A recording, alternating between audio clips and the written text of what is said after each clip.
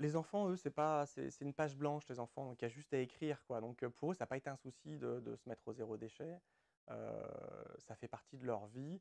Le petit souci, c'est quand ils ont envie d'un truc en plastique, quand on est dans un magasin, quand ils ont envie d'acheter un bonbon qui est suremballé, etc. Donc on leur prend pas la tête sur tout, hein. C'est-à-dire qu'on lâche, parce qu'à un moment donné, il faut aussi qu'ils puissent vivre, acheter des trucs, etc.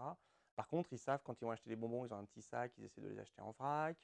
Ils essaient de sélectionner des trucs qui n'ont pas vraiment d'emballage. Donc ils font l'effort dans leur tête pour eux aussi acheter autrement. Ils ne sont pas parfaits, de toute façon on ne demande pas à ce qu'ils le soient, et nous non plus on ne l'est pas, hein, c'est bien presque zéro déchet. Donc il faut être indulgent encore une fois avec eux et avec nous-mêmes, hein. Mais ils sont plutôt partants, ils ont plutôt bien compris pourquoi on le faisait, parce que ça polluait, parce que ça générait beaucoup de déchets qui étaient inutiles, parce qu'on les retrouvait dans l'océan ou dans le cycle de l'eau et que ce sont les animaux qui les avalent, donc ça a un impact direct. Euh, et puis, euh, et puis, mine de rien, ils rayonnent autour d'eux, à en parler, etc. Quand on fait un pique-nique avec l'école, ils partent avec leur petit bento, avec leur petite salade, leur petit machin et tout, leur furushiki à côté, ils ouvrent tout ça, ils ont un super pique-nique zéro déchet, mais ça fait des petits dans la classe, ils commencent à s'y mettre, la maîtresse a dit ok, on fait pique-nique zéro déchet.